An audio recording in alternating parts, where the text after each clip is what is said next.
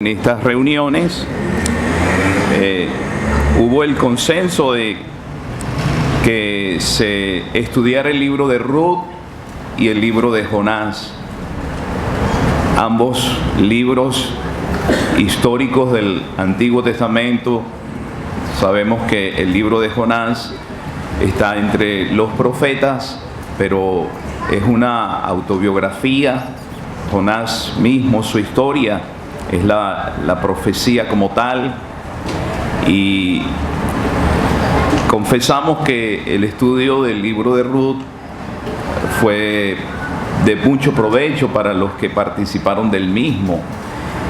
Entendemos que las lecciones que allí encontramos han sido de mucha bendición para el pueblo del Señor. Esperamos que este estudio en 2 reuniones, hoy se va a considerar capítulo 1 y capítulo 2, y para la reunión en Petare, capítulo 3 y capítulo 4.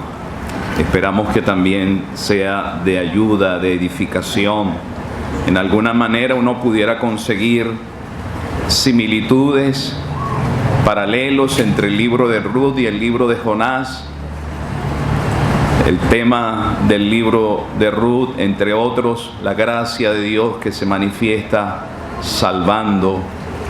Aquí también vamos a ver la gracia de Dios en salvación. El libro de Ruth, vemos cómo Elimelech va a la tierra de los gentiles y no era la voluntad de Dios eso. Y aquí encontramos a Jonás. Debía ir a los gentiles, esa era la voluntad de Dios, y él no quiso. Y uno pudiera seguir mirando algunas verdades que encontramos en el libro de Ruth y conectándolas con este libro del profeta Jonás. Ahora, hemos considerado este libro en algunas series de estudio y no voy a decir nada nuevo, solamente refrescar verdades que se han comentado en su momento, y esperamos que haya la participación, los comentarios de parte de nuestros hermanos para apoyar en este estudio. Este libro, como ya hemos señalado, forma parte de los 12 libros que se conocen como los profetas menores, y siempre es bueno hacer la salvedad para los más nuevos en la fe, que se llaman o se titulan, se agrupan como profetas menores, no porque su profecía no tenga relevancia, son profetas de Dios, al igual que el profeta Isaías, Jeremías. Se llaman profetas mayores estos 4 profetas porque el volumen de las profecías de ellos es mayor. Y estos son llamados profetas menores porque el volumen de sus profecías es menor, pero igual son hombres de Dios, canales de Dios, vasos de Dios, y tienen la importancia que Dios le da a un profeta de él. Entonces, el libro de Jonás forma parte de esos 12 profetas menores, y sabemos que toda la Escritura es inspirada por Dios, y que estas cosas que acontecieron nos van a servir a nosotros. Tenemos este registro histórico, tenemos en nuestras manos el Antiguo Testamento, 39 libros que Dios nos ha dejado y que tienen para nosotros muchas lecciones. Este libro se puede mirar en un aspecto con relación al pueblo de Israel. La experiencia que vivió Jonás en alguna medida retrata lo que posteriormente el pueblo de Israel experimentó en su deportación. En este libro encontramos la experiencia que vivió Jonás en el vientre del gran pez, y que el mismo Señor utiliza esta experiencia como un tipo de su muerte, sepultura y resurrección. Esta experiencia el Señor le da el respaldo y la coloca como un tipo de Cristo. Hemos aprendido de otros, entre eso don Samuel lo ha enseñado en otras ocasiones, nos hacemos eco de esa verdad. Se mencionó cuando estábamos estudiando el libro de Ruth, que uno puede encontrar figuras de Cristo en la palabra de Dios. José es una figura de Cristo. Es uno de los personajes que su historia está llena de figuras donde podemos ver al Señor allí. Cuando miramos a José, necesariamente tenemos que pensar en el Señor.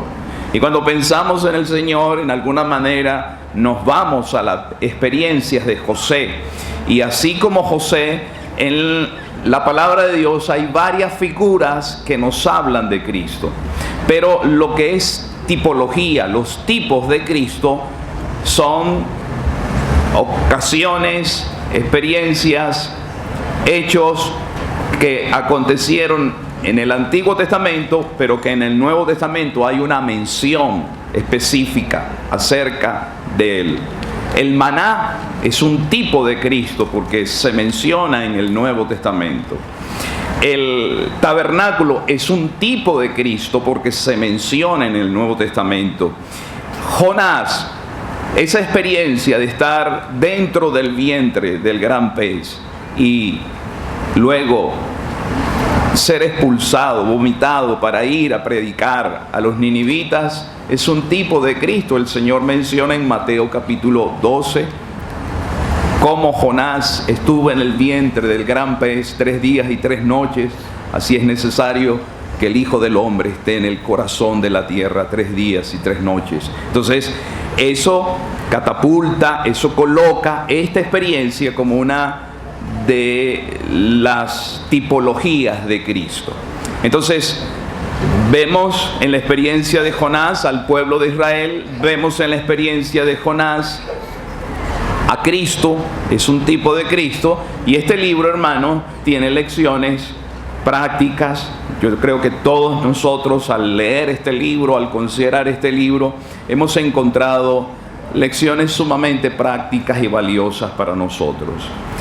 Jonás no es su primera mención en el libro de Jonás, segundo Reyes, capítulo 14, aparece una mención a Jonás como siervo. Él estuvo en ese tiempo ejerciendo un ministerio para Dios. Él dio una profecía que se cumplió.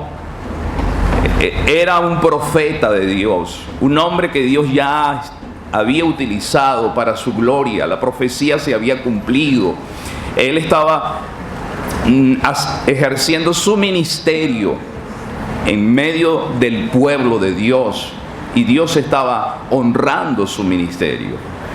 Pero en este libro, hermanos, vemos algo que vamos a considerar en el desarrollo de este estudio, que paulatinamente en el corazón del profeta hubo un desvío.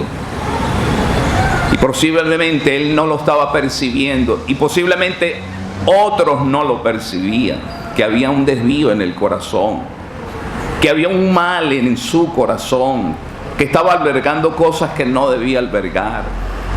Y es una lección para mí cada vez que leemos este libro, cada vez que vemos la historia de Jonás, de que uno puede estar realizando un ministerio para Dios y otros no se están dando cuenta de que en este corazón hay un desvío, y aún uno mismo no se da cuenta del desvío que puede tener su corazón.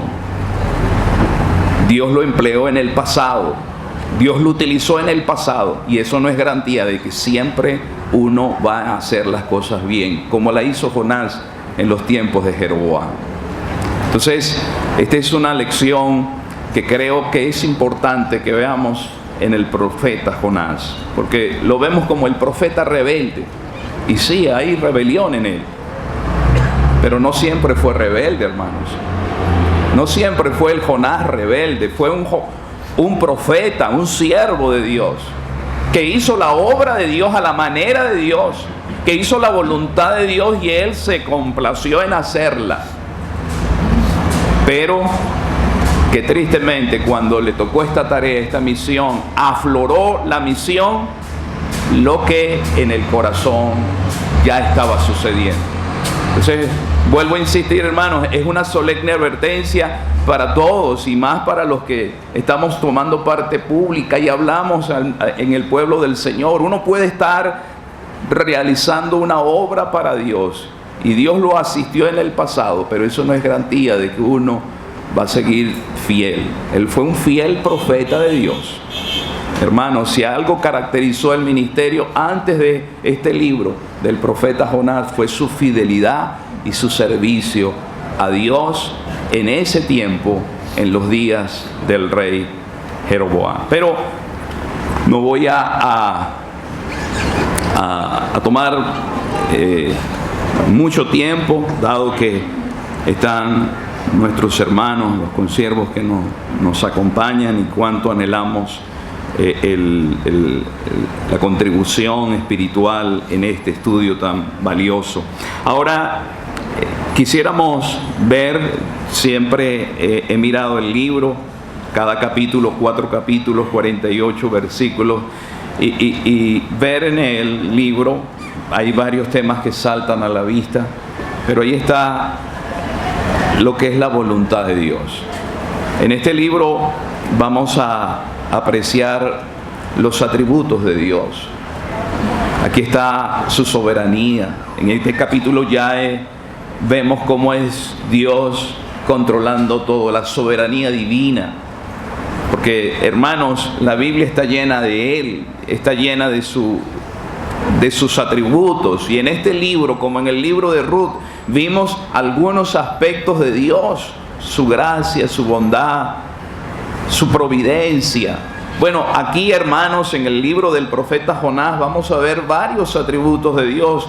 Nuevamente, el Dios soberano, el Dios que orquesta todas las cosas, que Él va a llevar a cabo sus propósitos perfectos, no van a quedar frustrados. Vemos su voluntad, vemos su gracia manifestada en los ninivitas, vemos su poder, qué milagros. Porque siempre he dicho que cuando uno niño lee el libro del profeta Jonás, si algo roba la atención de uno cuando está niño, es el milagro del gran pez. Y eso queda grabado. Yo estoy seguro que yo digo Jonás y todos lo asociamos con un gran pez, porque ese es el milagro, vamos a decir, que como que salta a la vista. Pero es que este libro está lleno de tantos milagros, no menos importantes, no menos asombrosos, porque así es el Dios de los milagros, el Dios que lleva a cabo todos sus propósitos, el Dios que pudo emplear un gran pez, pero en el capítulo 4, el Dios que está empleando un gusanito. Es el Dios que manifiesta su poder, sus prodigios asombrosos. Y este libro nos asombra al ver el control divino, el poder divino, la gracia divina. Pero aquí está la voluntad divina.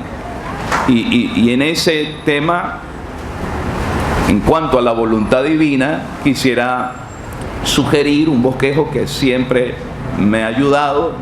No lo he cambiado, por lo que para mí me es fácil ver el libro del profeta Jonás. Capítulo 1, la rebelión de Jonás en cuanto a la voluntad de Dios. Él se revela en hacer la voluntad de Dios.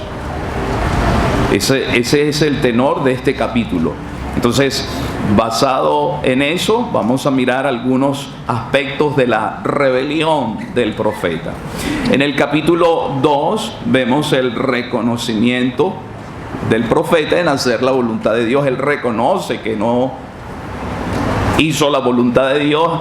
Él reflexiona, él recapacita. Porque qué importante. Vamos a estudiar en la segunda parte de la reunión de estudio el capítulo 2, y vamos a ver cómo esta oración revela que él se restauró, que él reflexionó, Y Él lo manifiesta en esta oración corta, pero qué oración la del profeta Jonás. Nos va a enseñar verdades muy preciosas, porque este es el hombre de la palabra y el hombre de la oración. Hermanos, creo que es un hombre de oración y es un hombre de palabra. Esas dos cosas deben ir de la mano. Muchas veces, hermanos, nosotros nos ocupamos más en el libro y descuidamos la oración. Y eso es señal de que no hay un balance en nuestra vida. Yo creo que ocuparnos en el libro nos va a llevar a ocuparnos en la oración. Y aquí está este hombre de Dios. Para mí el capítulo 2 revela la grandeza, lo que era este hombre. Era un hombre que amaba profundamente a Dios y amaba su palabra. Y por eso él ora desde el vientre del gran pez. Entonces vamos a ver su reflexión, su restauración. Capítulo 3, entonces vemos los resultados en hacer la voluntad de Dios. Porque aquí está el hombre que se humilló, el hombre que recapacitó, y entonces Dios va a respaldar el ministerio del profeta.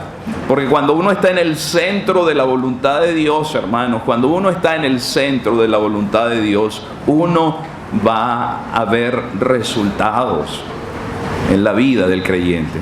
Pero en el capítulo 4, es un capítulo que no quisiéramos que estuviera en el libro de la profecía de Jonás.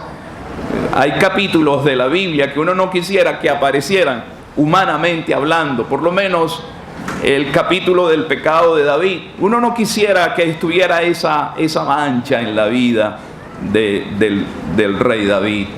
Pero hermanos, Dios nos ha dejado esto para nuestro provecho. Y el capítulo 4, vamos a ver un resentimiento por parte del profeta. Hay algo que curar. Y Dios no va a dejar a su hijo, no se va a desanimar, hermano. El capítulo 4 para mí es un capítulo precioso en un sentido. ¿Por qué? Porque allí vemos, hermanos, que Dios no deja a su hijo sin la disciplina, que Dios no desecha a sus hijos, que uno falla, que uno cae, pero ahí está mi Padre Celestial que me va a disciplinar y Él quiere mi corrección. Y Él lo está haciendo con su vaso, con su canal, con su siervo, con el profeta Jonás. Capítulo 4. Entonces, teniendo esa panorámica, ese bosquejo sugerido, como vamos a mirar este libro, entonces, capítulo 1, en cuanto a la rebelión del profeta Jonás, desde el versículo 1 al versículo 3, quisiera considerar las causas de la rebelión del profeta. ¿Cuáles fueron las razones? ¿Por qué él se rebela? Dios le dice que vaya y proclame la palabra a los ninivitas, y entonces el profeta, en vez de hacer lo que siempre había hecho, hacer la voluntad de Dios, Dios le mandó y él obedeció en hacer la voluntad de Dios. Entonces aquí vemos al profeta, Dios le manda a ir a Nínive, a proclamar, a predicar la palabra, y el profeta entonces toma un camino distinto de la voluntad de Dios. Y hermanos, nosotros cuando vemos esto y reprochamos esto, ¿por qué Jonás lo hizo? ¿Por qué no fue a cumplir la voluntad de Dios? Dios le habló claramente, ve y proclama, pregona. Allí en la ciudad de Nínive, le da las indicaciones, le muestra su voluntad. Es clara, es diáfana. Y Jonás no obedece la voluntad de Dios. Y yo pregunto en esta mañana, ¿verdad que es reprochable lo que hace el profeta? Sí. Pero cuántas veces, hermanos, Dios nos revela su voluntad. Dios nos muestra lo que debemos hacer y nosotros tomamos ese camino que tomó Jonás, de no hacer la voluntad de Dios, de rebelarnos. Hermanos, por eso es que anhelamos que este estudio pueda sembrar en nosotros esa reflexión. Somos como Jonás. Muchas veces nos rebelamos en contra de la voluntad de Dios. Dios nos muestra su voluntad. Y lo más sabio, y lo más sensato, y lo más lógico es que obedezcamos su voluntad. Pero continuamente, hermanos, manifestamos, yo manifiesto la actitud del profeta Jonás, me voy para Tarsis. Voy a ser totalmente contrario a lo que el Señor manda en su palabra. Pero versículo del 4 al versículo 5, vamos a ver el curso de la rebelión. ¿Cuál fue el camino? ¿Cómo fueron los pasos que fue dando en su rebelión? Él fue dando pasos, hermanos. Pasos que un abismo lleva al otro. Un paso conllevó al otro. Y hay ocasiones en la vida, hermanos, cuando empezamos a rebelarnos en cuanto a la voluntad de Dios, y como siempre se suele decir y hemos aprendido, que uno hace los cálculos mal. Cuando uno está calculando su rebelión, cuando uno está haciendo cálculos, uno dice, yo voy a llegar hasta aquí, yo no voy a ir más lejos. Pero no. Este corazón tiene la capacidad de ir mucho más lejos. Nos acordamos del caso triste de David, ya lo he dicho. El curso de la rebelión de David, de la caída de David, fue un curso triste, un camino triste. Fue dando pasos tras pasos. Y vuelvo a insistir, hermano, todo comienza aquí, en este corazón. No se ve, nadie lo percibe, hasta que empezamos a dar pasos en descenso, en descenso, en descenso. Allí vemos al profeta dando pasos en descenso. Y finalmente, hermanos, desde el versículo 6 hasta el 16, vemos las consecuencias de la rebelión de Jonás. Porque pagó triste las consecuencias. Siempre me llamó la atención esos publicistas tienen sus trucos publicitarios. Y cuando uno iba de Caracas, Valencia, iba llegando casi a Valencia, está la estación de servicio y allí había un Burger King. Y decía allí, si pasas de aquí, lo vas a pagar más caro. Y aquí él pagó caro, hermanos. ¿Cuántas cosas tuvo que perder Jonás por no hacer la voluntad de Dios? Hermanos, hay ocasiones en que hacer la voluntad de Dios cuesta, sí cuesta, pero cuesta más no hacerla. Se paga muy caro no hacer la voluntad de Dios. Lo más sabio, vuelvo a insistir, es estar en el centro de la voluntad de Dios. Puede ser que te cueste mucho, lágrimas, sufrimiento, puede ser que pierdas, pero es mejor eso que el costo que involucra no hacer la voluntad de Dios. Y en el versículo 17, hermanos, lo conecto con el capítulo 2, allí encontramos esa expresión que se puede considerar pero Jehová. Este es uno de los versículos donde vemos pero Jehová. Dios está interviniendo, Dios no está perdiendo el control, no se le está escapando nada de sus manos, pero Jehová tenía preparado un gran pez. Allí encontramos en ese versículo y en otros más lo que es el tipo precioso de lo que fue la experiencia de Jonás. Dios tenía preparado un gran pez que tragó a Jonás y lo llevó a las profundidades, y ese hombre es un tipo precioso de aquel que estuvo en la tierra, que estuvo aquí entre nosotros y que fue como si fuera tragado por esa sepultura, pero al tercer día resucitó de entre los muertos. Entonces tenemos un libro precioso, un capítulo muy rico, y aquí hay hermanos que apreciamos su ayuda, su contribución en este estudio.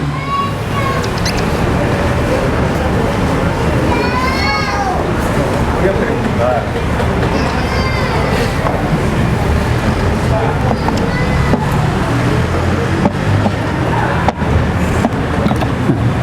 Esa intervención, voy a preguntar, considerando esa introducción de nuestro hermano Rubén. Y él señaló que hubo cosas en el corazón de Jonás. ¿Qué cosas pudo haber tenido Jonás en su corazón para desobedecer? Yo pensaba que lo iba a decir, pero no lo señaló. Pues uno pudiera pensar algo. Tanto es así que el capítulo 4, hermano, que usted señaló, dice que él estaba enojado y más adelante hasta se quería morir, ¿verdad? Y él dijo que así, que no sabía yo, cuando Dios le dijo, habló con Dios, no sabía yo que tú eres tardo para la ira y grande en misericordia. Es decir, que él tenía como una molestia, una rabia contra los ninivitas, algo así. Entonces, ¿qué se podría pensar? ¿Qué era lo que había en el corazón de Jonás? No lo oí, quisiera oírlo, a ver qué hay pues, en eso.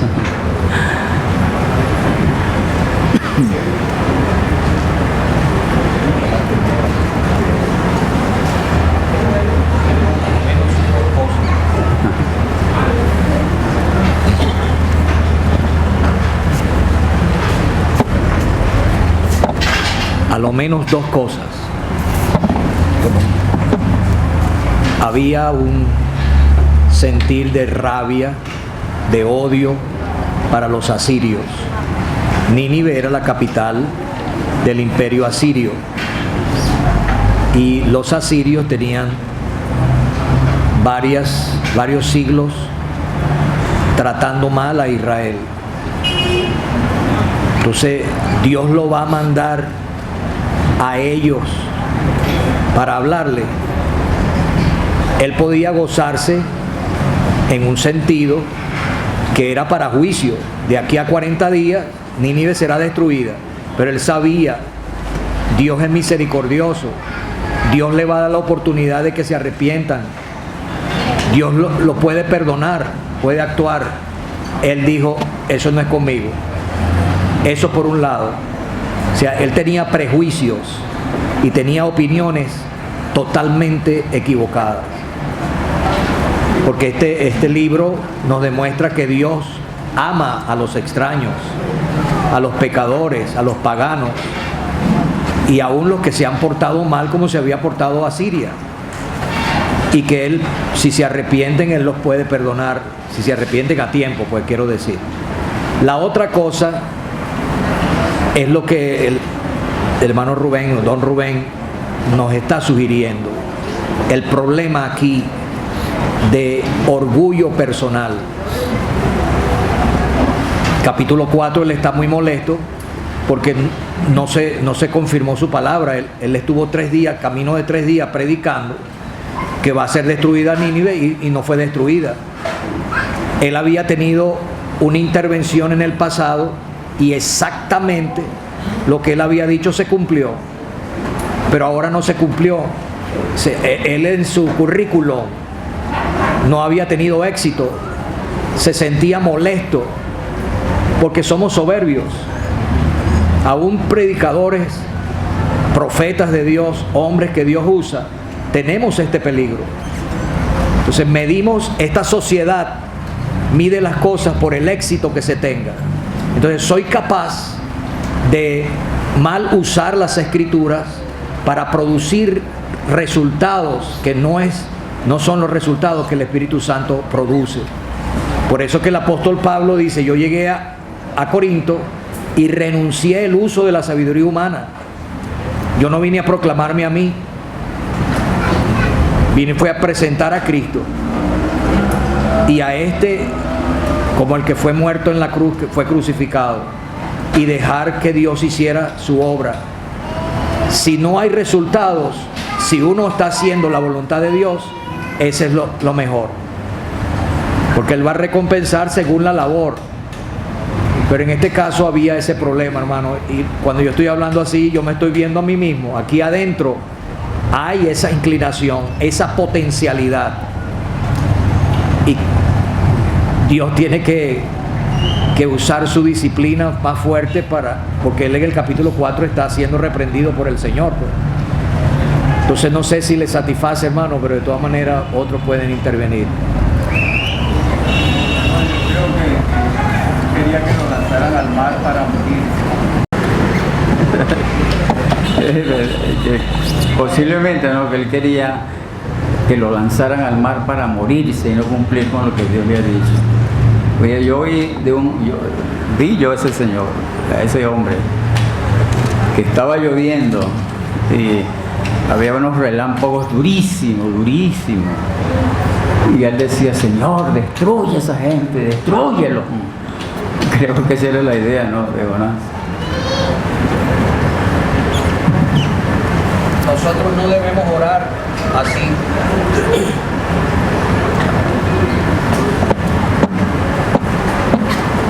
Nosotros no debemos orar así. 1 Timoteo 2 dice que debemos orar por todos los seres humanos. Pero hay algunos hermanos que están diciendo, no, yo estoy pidiendo al Señor que lo mate. No, hermano. No, hermano, en esta dispensación menos. En la tribulación, la gran tribulación, sí se va a usar expresiones de los salmos, pero nosotros no. Dios quiere que todos los seres humanos sean salvos y vengan al conocimiento de la verdad. Entonces, bueno, los hermanos, cuando el apóstol escribió esas palabras, ya había empezado las primeras persecuciones contra los cristianos, impulsadas por Nerón. Nerón era malo, hermano, malo con M mayúscula y las otras letras también son en mayúscula. Si era malo, ellos seguro que no estaban siendo exhortados para que mencionaran el nombre de Nerón, pero sí tenían que orar por los reyes. Entre esos hombres, seres humanos, estaban los reyes y todos los que están en eminencia. Hasta el policía que lo para uno es con el fin de sacarle algo, pero se guinda de cualquier cosa para sacarle, y uno le molesta porque lo tratan como un delincuente a uno, y uno se molesta, pero tenemos que orar por él. Entonces, fíjese el problema con Jonás, pues. Hermano, Tarsis queda por donde queda España ahorita, ¿verdad? O sea, él se estaba yendo lo más lejos posible de Dios. ¿Es posible eso? Salmo 139 dice, ¿a dónde me iré ¿dónde me voy a esconder yo de ti? ¿A dónde me voy? Tú estás en todas partes. Entonces él la tuvo que aprender bajo esta experiencia, que el movimiento de él es hacia abajo. Descendió a Jope, el puerto de mar, descendió en el barco, se metió ahí abajo a dormir, y después descendió a lo profundo de ese mar, y después estaba bien adentro en el vientre del gran pez, y él lo llevó abajo, y él creía que ya estaba en el Hades ya, y ya estaba muerto. Entonces, no debemos tomar esa actitud, hermano. Tenemos que humillarnos delante del Señor y romper con nuestros prejuicios. Hoy en día, ¿cómo se aplica eso? Hay algunos de nosotros que tenemos un prejuicio y un parecer que los hermanos pioneros, que Dios usó tan poderosamente y tan preciosamente para ver la obra en Venezuela, nosotros sabemos más que ellos, pues. Y tenemos que introducir cambios a lo que ellos hicieron. Tenemos ese prejuicio ya. Y nuestras actuaciones, ojalá que yo no caiga en eso, pero tengo que estar vigilando mi corazón, están dirigidas consciente o inconscientemente a eso. Pero resulta que yo no soy mejor que don Guillermo Williams. Yo no soy mejor que don José Naranjo, ni los zapatos de él merezco llevar. Entonces, pero la soberbia que hay en mí, mis prejuicios, me puede llevar a eso. Entonces, ya como que me desvié del tema, ¿no? Hay otra manera, hermano Rojas, de quererse pedirle a Dios la muerte. Y vemos dos intentos de Jonás en quererse morir. El primero, era que fuese lanzado en el mar. Y el otro intento fue cuando él estaba orando en el capítulo 4, que dice: ahora pues, oh Jehová, te ruego que me quites la vida, porque mejor me es la muerte que la vida. ¿Será posible que un creyente le pueda pedir a Dios que le quite la vida?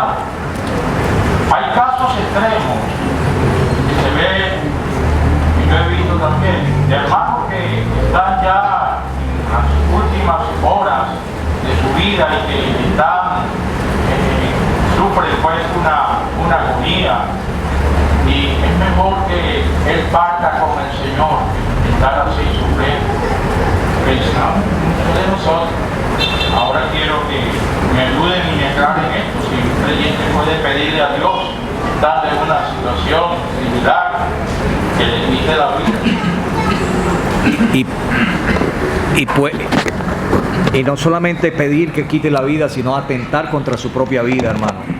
Esos son momentos de profunda depresión y hay que estar muy pendiente de alguien que esté deprimido. Pero Elías también pasó por allí. Todos nosotros hay unos que tienen una inclinación mayor que otros a estado depresivo, pero lo bueno es que Dios trató a su profeta con tanta misericordia, ¿verdad? Como ya hemos escuchado en la introducción, él pacientemente lo llevó, porque Dios estaba observando todas las locuras que estaba haciendo, descendiendo a Jope, pagando su pasaje para irse bien lejos en el mundo que él conocía. A donde él se dirigió era la parte más leja posible de donde él estaba. Me hace recordar al apóstol Pablo que quería llegar hasta España, y evidentemente parece que sí llegó a los extremos occidentales del Imperio Romano, que es donde está el estrecho de Gibraltar, donde está España. Él sí quería llegar allí, pero era no huyendo de la voluntad de Dios, sino para predicar el Evangelio. Si él hubiese sabido que detrás de esa masa de agua, el océano Atlántico que se llama ahora, había seres humanos, ese hubiese agarrado un barco y hubiera llegado primero aquí a América, y este continente no se llamara América sino Paulino. Hubiera llegado primero que los españoles a Caracas, bueno, a los asentamientos indígenas que habían aquí. Pero qué distinto, ¿no? Entonces, hermanos, tenemos que revisarnos. ¿Estamos nosotros andando en comunión íntima con Dios? ¿Estamos andando enyugados con el Señor? ¿Estoy haciendo su voluntad? Si Él se ha expresado claramente cuál es su voluntad para mí, no hacerlo o hacerlo parcialmente es desobediencia, es rebelión. Y eso es grave delante del Señor. Entonces cada uno de nosotros tiene que examinarse, porque Dios quiere usarnos, pero Él nunca se cansa de nosotros. El Señor nunca me va a decir: Samuel, hasta aquí te quiero, ya no te aguanto más. Tú eres, como me dijo un tipo por allá hace muchos años, el empaltosado es pura pérdida. Y yo sí me puse bravo. Pero el Señor nunca, en su amor para nosotros no tenemos problemas, ¿verdad? ¿Usted alguna vez, hermano Pedro, se ha preguntado: ¿será que el Señor me amará todavía? ¿Usted se ha preguntado eso alguna vez? ¿Ah?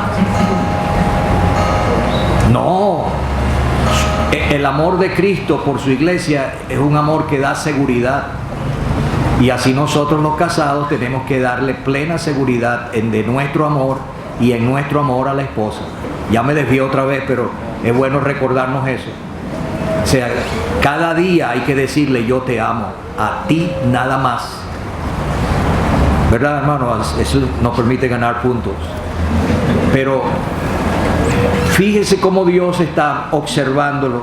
Su movimiento para acá, se mete ahí.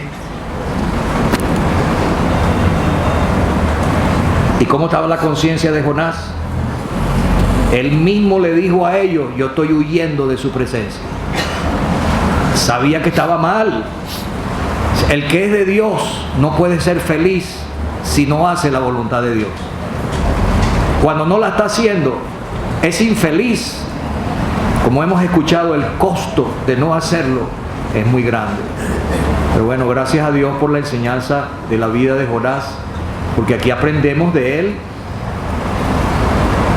y hasta de sus sentimientos internos, pero estamos aprendiendo en relación con el servicio a Dios. ¿Para qué el Señor le salvó a usted, hermano? Para servirle. Ah, muy bien, está clarito. Perdone que estoy hablando demasiado de aquí. ¿Qué va a decir don Misael?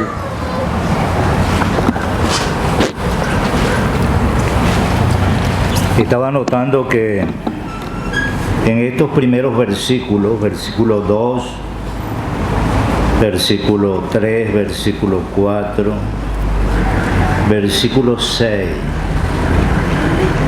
hay un verbo que resalta: levántate. Ese es el verbo levantar. Levántate y ve a Nínive. El versículo 1 dice: vino palabra de Jehová a Jonás. Y pienso que esta palabra levántate indica propiamente una caída. Cuando a una persona se le dice levántate es porque está acostado, está durmiendo, como en el caso que lo vemos más abajo. Hay debilidad espiritual y hay necesidad de levantarse. Sin embargo, como notamos en el versículo 1, Dios quiere usar a sus siervos y Él le transmite la palabra para que su siervo la cumpla. Y uno ve en el versículo 2, levántate y ve a Nínive. Ese era el mandamiento de Dios para Jonás. Y dice que, él dice aquí, aquella gran ciudad, y pregona contra ella, porque ha subido su maldad delante de mí. Nínive era una ciudad gentil, no era una ciudad de Israel. Y él era un hebreo, como dice más abajo, cuando le preguntan su nombre. ¿Quién era él? ¿De dónde venía? Él se expresó y dijo: yo soy hebreo. Y esa palabra hebreo, uno la encuentra primeramente en el caso de Abraham, ¿verdad? Abraham el hebreo. Esto indica que este hombre era un verdadero creyente, un verdadero convertido. Pero aquí tenemos que Dios hace cumplir, hermano, su comisión. No importa que yo me niegue, Dios va a actuar en mí mismo para que yo cumpla ese ministerio, esa encomendación que Dios ha hecho. Yo pienso que Jonás se parece mucho a mí. Y yo no sé si se parece a usted, pero yo creo que se nos parece, ¿verdad? Se parece a cada uno de nosotros. Aquí tenemos a Jonás. Jonás se le da el mandamiento para que vaya a aquella gran ciudad. Uno de los motivos por el cual no quiso ir fue porque, lo que dice, porque ha subido su maldad delante de mí. Ese era el propósito del mensaje.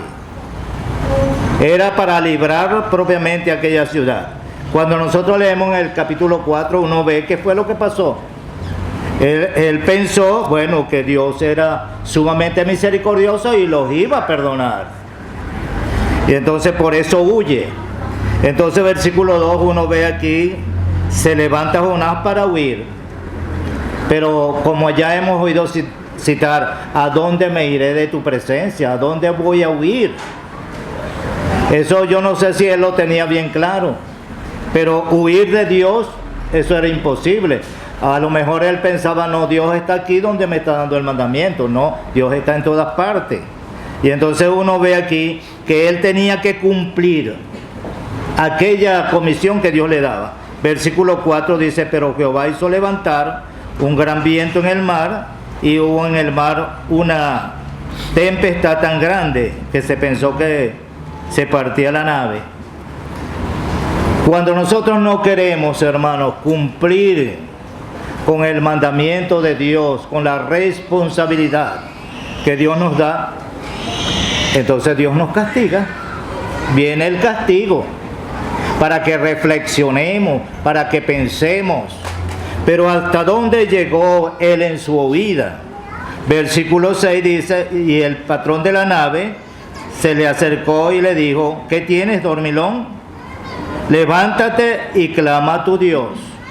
Él estaba allí echado, se había echado a dormir allí en aquel lugar bajo del barco, dice el versículo 5. Pero Jonás había bajado al interior de la nave y allí estaba él durmiendo. Y el patrón de la nave le dice, levántate, ¿qué haces tú aquí? Clama a tu Dios. Y precisamente eso era lo que tenía que hacer. ¿Cuántas veces, hermanos, nosotros estamos como en una tempestad? ¿Qué debemos hacer en esa tempestad? En el capítulo 2 nosotros vemos la oración de Jonás. ¿Qué tenemos que hacer? Orar a Dios. ¿Y quién es que se lo está diciendo? Se lo está diciendo una persona que no conocía a Dios. Tenía su Dios, pero no conocía a Jehová. Y a veces las piedras nos hablan a nosotros para que nosotros entendamos, bueno, es verdad, yo debo clamar a Dios. ¿Y cuál era la solución entonces del problema? Era que lo echaran en el mar. Esa era la solución, para que el mar se aquietara. Hermanos, que el Señor nos ayude para entender que Dios nos habla para que cumplamos con Él su palabra, que cumplamos con lo que nos ha encomendado, que lo llevemos a cabo. De lo contrario, vamos a sufrir consecuencias. Que el Señor pues nos ayude para tener en cuenta esta realidad.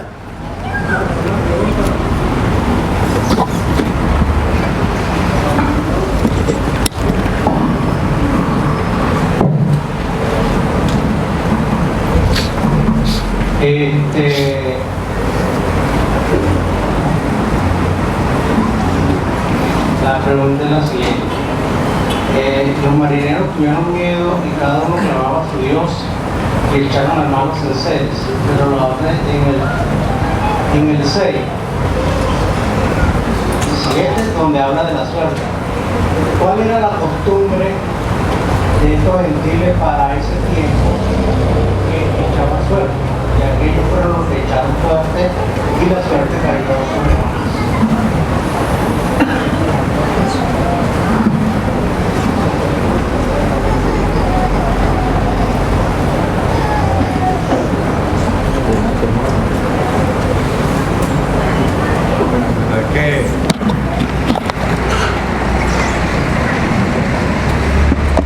Aquí hay hermanos con mayor experiencia, pero no recuerdo exactamente la cita, pero hay un proverbio que dice que la suerte se echa sobre el regazo, mas la decisión es de Jehová. ¿Cómo era la costumbre? De verdad yo lo desconozco, pero lo que sí veo a la luz de esta porción es que el Señor estaba en el asunto. Sin duda alguna, Él predomina aún por la decisión aún de estas personas paganas. De todas maneras, los hermanos ahondarán mejor en ello. Pero solo quiero, hermano, destacar, me estaba acordando del versículo 2 de una frase que hace tiempo escuché de don Alcímedes, que Dios cumple todo lo que promete, pero promete todo lo que cumple. Y es algo que me llama la atención en el versículo 2. Era tal la maldad de aquella ciudad que subió a la presencia de Dios. Pero Dios, hermano, no le iba a hacer un juicio por sorpresa. Él iba a mandar a su profeta a que pregonara contra ella. Y eso nos da a nosotros, hermano, ese gozo de saber que su misericordia está por encima. Él pudo haberlos acabado de una vez, como pudo haberlo hecho con nosotros, pero Él manda primero a que se avise el mal para mostrar su misericordia y para que el hombre se arrepiente. Eso es prácticamente, hermano, la esencia del libro, y eso nos va a ayudar, hermano, a sentir esa confianza, sobre todo cuando predicamos el Evangelio, porque a veces de una manera solapada en el corazón puede haber algo parecido, como hemos aprendido, a lo de Jonás. Predicar el Evangelio con un sentido en el corazón de juicio y no de la misericordia del Señor. Pero otra cosa, hermano, que quiero destacar es los recursos que Jonás usó para alejarse de la voluntad de Dios. Siempre me ha impresionado esa frase, y pagando su pasaje. Porque, como acaba de decir don Emisael, uno se identifica tanto con este hombre. ¿Por qué pienso, hermano, en esa frase? Porque, mire, qué fácil es, no, o no es fácil, es menos difícil, sería la palabra adecuada. Reconocer la voluntad de Dios cuando tenemos un solo camino. Vamos a ser quizás más prácticos y en el asunto que Jonás está diciendo. Mire, cuando yo no tengo recursos, me es fácil reconocer lo que Dios quiere, porque si Él provee, yo voy. Pero cuando yo tengo los recursos, es más difícil. Jonás tenía el dinero y él pagó su pasaje y se fue. Hermano, y eso nos hace pensar precisamente en esos recursos que tenemos, cómo los vamos a usar. Porque a veces creemos que porque lo tenemos es suficiente para hacer lo que yo quiera, porque a veces creo que todo lo que yo sienta es la voluntad de Dios. Hermano, hay que tener cuidado, porque Jonás se fue y él tenía los recursos para irse y se fue. Y cualquiera puede decir, bueno, el Señor se los permitió y por eso se fue. No, hermanos, más bien se estaba desviando al lado opuesto de lo que Dios estaba en ese momento. Hermano, el Señor nos ayude a poder darnos cuenta, teniendo o no teniendo, y no estoy hablando solo de dinero, cualquier tipo de recursos. Eso puede ser un don, hermano. Puedo tener un don que el Señor me ha capacitado, pero a veces alejado de la voluntad de Dios, y me parece que eso es suficiente para hacer lo que yo crea, y a lo mejor ejercitando mi don me estoy alejando de la voluntad de Dios. Entonces, hermano, eso nos puede ayudar en gran manera en cuanto a ello. Pero otra cosa, hermano, que quiero destacar del capítulo es la tormenta. Porque esto me hace acordar lo que dice el escritor a la carta a los Hebreos acerca de la disciplina. A todo el que él tiene por hijo, lo azota. Mire, una tormenta por un solo hombre. En el barco no sé cuántas personas había. No sé cuánto repercutiría esa tormenta en las costas.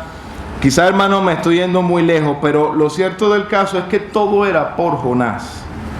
Y otros estaban sufriendo eso.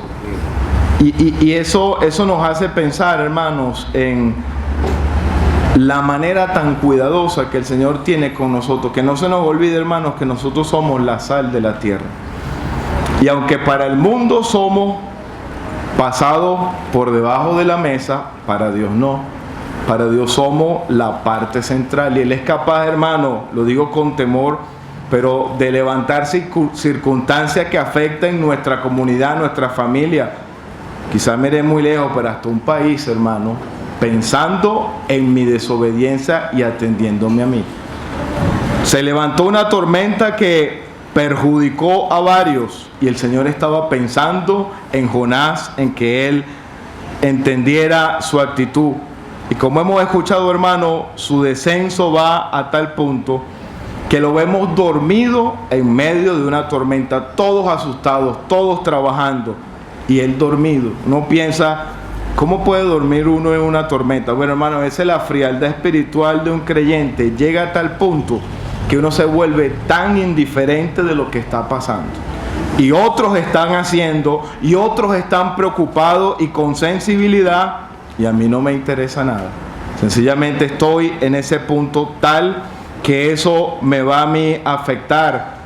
Qué bueno, hermanos, que como acabamos de escuchar, hay un hombre que aunque no es del Señor, lo despierta.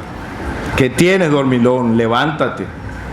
Y creo, hermanos, que a partir de allí empieza como el subir en el sentido personal, en su corazón de Jonás.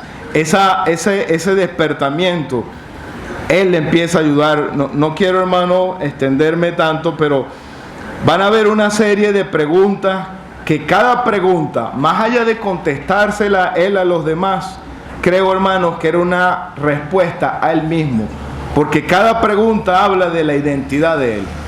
Y esa identidad, hermanos, le iba a ayudar a él a entender no solamente lo que él era delante de los demás, sino lo que él era delante de Dios. Me interesa, hermano, destacar que él dice en una de las respuestas, y temo a Jehová. Era una contradicción. Si él temiera a Jehová, no se hubiese ido allá, pero era una verdad también. Él temía a Jehová. Ese era su norte, era su ministerio, era un profeta de Dios, pero cada respuesta le hacía despertar a él, hermano, la actitud en que estaba, y cada respuesta era que él iba a entender, y con todo, hermano, a manera de sugerencia, creo que cuando él entiende, échenme al mar, más allá de que él sabía que eso significaba la muerte, yo creo, hermanos, que lo que él estaba entendiendo es que en ese momento se dio cuenta del mal en que estaba. No lo veo en tanto, hermanos, como quizás un suicidio, sino más bien lo veo, hermanos, como algo, bueno, aquí no hay más nada que hacer, lo que hay que hacer es esto, porque se dio cuenta que su desobediencia estaba perjudicando a otro y lo estaba perjudicando a él. Y lo vemos, hermanos, de esa manera, y quiero ver, hermanos, como final, cómo siempre se muestra la misericordia de Dios. Porque a pesar de todo ello, ¿cómo termina el capítulo 1? Con aquellos que adoraban a otros dioses, ahora adorando al Señor. Y nos damos cuenta, hermano, que aún en medio de nuestras desobediencias, el Señor es capaz de usar mi desobediencia. Eso no nos justifica, pero mi desobediencia para que otros lleguen a Él. Yo no se lo sé explicar, no tengo maneras como explicarlo, pero eso es lo que conseguimos aquí, y es algo que muchos hemos visto, que a pesar de nuestra maldad, el Señor usa eso para hacer recapacitar a alguien acerca de ello. Ellos terminan la porción reconociendo y temiendo al Señor y ofreciendo sacrificio al Señor, aunque Jonás seguía en un sentido en desobediencia. Hermano, de ese Dios es el que nos gozamos, y aunque a veces seamos como Jonás, qué bueno que tenemos el mismo Dios de Jonás.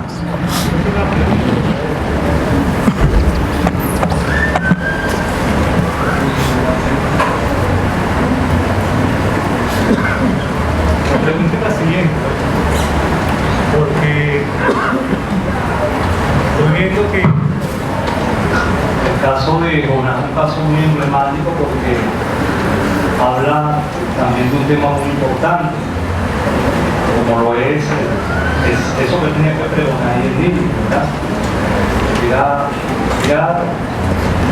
El juicio de Dios puede ir al arrepentimiento para ellos. Ahora, hermano, no sé si me saldrá el tema, pero en cuanto a nosotros, los creyentes, ya haciendo la aplicación a nosotros, los creyentes, la pregunta sería la siguiente: nosotros como creyentes estamos llamados cada uno a predicar el Evangelio o a anunciar el Evangelio, sea varón o sea hembra. Una comisión, por supuesto, que el Señor se lo dio a los discípulos de ir por todo el mundo a predicar el Evangelio, pero hemos oído que Jonás actuó en contra de la voluntad de Dios. La pregunta sería lo siguiente, hermano: nosotros estamos obligados a predicar el Evangelio, tanto en varones como hembras. Nosotros tenemos la necesidad de predicar el Evangelio. Y digo esto, hermano, porque una gran responsabilidad a cada creyente a recibir esa comisión cuando cree al Señor. Y me estoy basando precisamente a lo que el apóstol Pablo en capítulo 9 de 1 Corintios, él lo dice de esta manera. Lo voy a leer solamente para decir. Dice aquí el versículo 16 del capítulo 9: porque si anuncio el Evangelio no tengo por qué gloriarme, porque me he impuesta necesidad. O sea, dice, hay que no predico el Evangelio, pero él dice allí, por lo cual si lo hago de buena voluntad, recompensa tendré. Pero si de mala voluntad, la comisión me ha sido encomendada. Entonces, como yo ya, bueno, vamos a recibir de Dios la retribución. ¿Sí? Porque estamos viendo que esta jornada está actuando en contra de la voluntad de Dios. Entonces, quisiera ser ayudado allí, por favor. San Omar, ¿qué dice? Disculpen, antes el tiempo ya nos está agarrando y con relación a la obligación, sabemos que cuando el Señor dice id y predicad el Evangelio, eso está en un mandato, es un mandato divino, ese es un imperativo divino. El Señor está mandando, y si Él manda, nuestra responsabilidad es obedecer. Entonces, si estamos obligados, ¿por qué? Por su amor a Él, amor a los perdidos. Hay un sentido de obligación, y cada creyente y cada asamblea debe sentir eso. Ve y pregona. Cantamos ve cristiano y predica de Jesús tu Salvador. Es una orden, es un mandato. Entonces, sí estamos obligados, hermanos. Nos obliga su amor, nos obliga sus propósitos. Es una orden divina que yo debo obedecer como creyente. Pero rápidamente, hermanos, con relación a lo que escuchamos, Él involucró a otros en esta tormenta, y nuestro hermano Miguel, es bueno hacer el paréntesis. Sí, es bueno hacer el paréntesis precisamente porque muchos ya conocen a nuestro hermano Miguel Castro. Él es venezolano,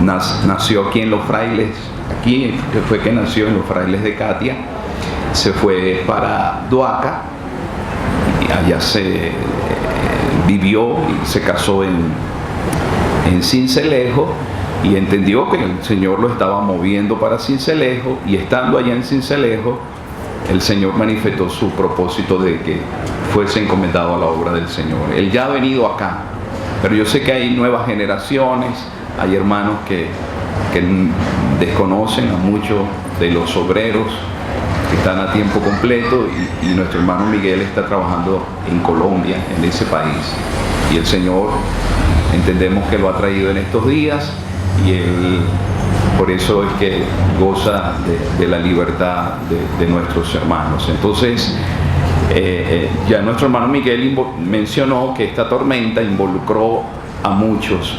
Quisiera solamente pensar en que hay ocasiones cuando un creyente o varios de nosotros podemos, con nuestra actitud, traer una tormenta a la asamblea. No todos son los responsables de la tormenta, pero sí hay algunos responsables, y toda la asamblea está en tormenta, está afrontando una tormenta, y hay algunos responsables de la tormenta. En Corinto vemos eso. Había una tormenta en Corinto y habían unos responsables de esa tormenta, pero todo el pueblo del Señor estaba sufriendo. El Señor nos ayude, hermanos. Yo puedo involucrar a mi familia a una tormenta. Yo soy el responsable. Yo he dado malos pasos y toda mi familia está en medio de una tormenta, y el responsable soy yo. Y avalo lo que ha dicho nuestro hermano. Más que pensar en su suicidio, él sabía que iba a morir. Yo creo que el mejor nadador no escapaba de esa tormenta. Si estos marineros no eran unos simples turistas que como no conocen de mar, eran veteranos del mar, nunca habían visto una tormenta como esta, nunca habían conocido algo así. Eso era algo, uno solamente da rienda suelta a su imaginación y se ve en alta mar con olas impresionantes. Ellos sabían, la nave se va a partir, no va a aguantar. Y yo veo en Jonás aquí una actitud de que él está consciente de su mal, pero él sabe, para salvar a esta gente tienen que echarme al mar. Para que haya paz, yo soy el responsable, échenme al mar. Él toma la actitud valiente, responsable, y él se coloca como el culpable de esa tormenta, y él es echado al mar, y dice que el mar se aquietó. Reinó una paz como cuando el Señor dijo: calla, enmudece. Y eso es una preciosa verdad de Cristo, asumiendo nuestra responsabilidad, no como Jonás. Jonás era culpable, el Señor no era culpable, y él fue lanzado voluntariamente a la muerte. Tomadme y echadme al mar.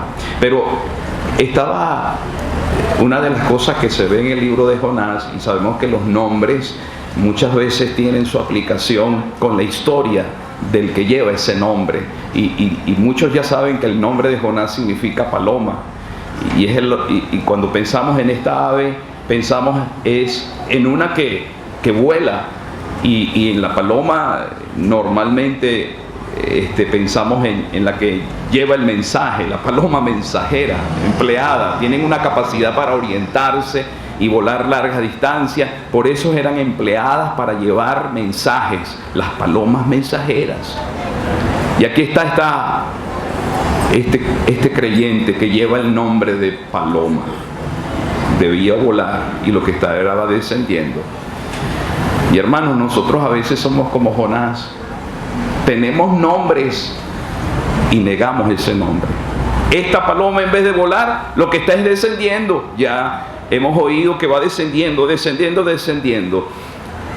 En el capítulo 2 vemos que la paloma se eleva nuevamente y lleva el mensaje en el capítulo 3. Pero nosotros tenemos nombres que a veces negamos. Nos llamamos creyentes y somos incrédulos. Nos llamamos cristianos y no presentamos a Cristo. Nos llamamos fieles y somos tan infieles. Nos llamamos santos y no vivimos en santidad. Hermanos, qué triste es tener un nombre y no honrar ese nombre. Tenemos nombres de cristianos. Hoy en día muchos se llaman cristianos y ese nombre está pisoteado. Ese nombre está envilecido. No, yo soy creyente, yo soy cristiano, pero la vida que llevo demuestra que soy como Jonás. Paloma, vuela alto. No, pero la paloma está descendiendo. Y el Señor nos ayude a ascender.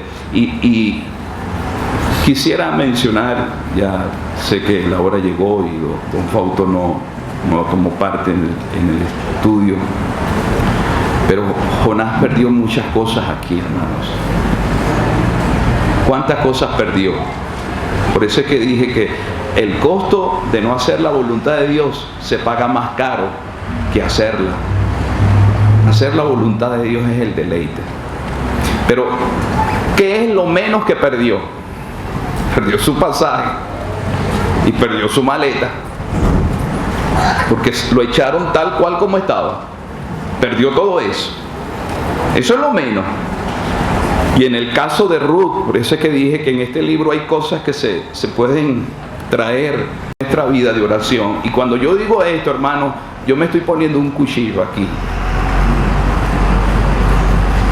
Aquí se mencionó a hombres como don Guillermo William, don José Naranjo y don Samuel. Nos unimos a ese comentario. ¿Quién es capaz de ponerse los zapatos de don José Naranjo?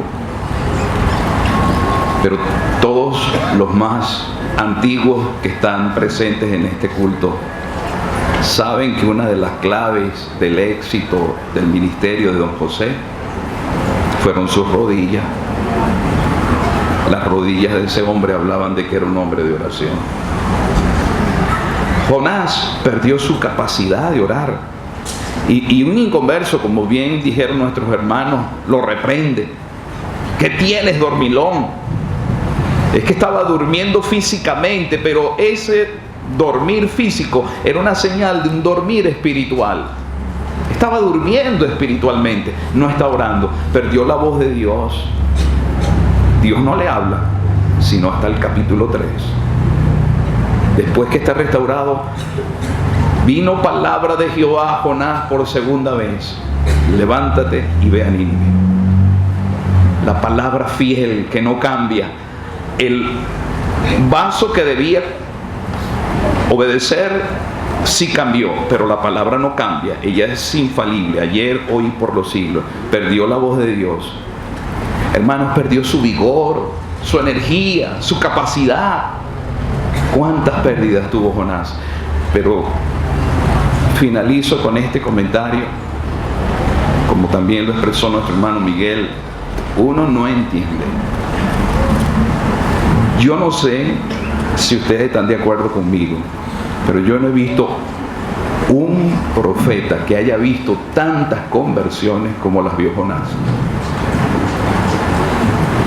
En medio de todo lo que experimentó, Dios salvaba. Y es que en este libro dice: ¿la salvación de quién es? La salvación es de Jehová. Hermanos, cuidadito con pensar que si vemos resultados, eso es porque predicó fulano. Eso es porque estos hermanos son muy poderosos en la predicación. No, la salvación es de Jehová. Y aquí hay un ejemplo de que es Dios el que se complace en salvar, utilizando un canal que hasta se molestó por ver almas convertidas. Hermano, usted ha visto a un predicador que se moleste por ver a algún profesante. Jonás vio, él no vio, pero yo creo que se enteró de que todos esos marineros se convirtieron al Dios vivo y verdadero. Pero él vio lo que nadie ha visto: una ciudad entera convertida a Dios. Sabemos que en Nahum vemos lo que pasó con Nínive, pero hermano, que el Señor nos ayude para que sigamos este ejemplo de Jonás. Dios es el que salva. La obra no es nuestra. No interferimos, somos simples canales. Las salvaciones de Jehová. Ya está introduciendo el capítulo. Vamos a...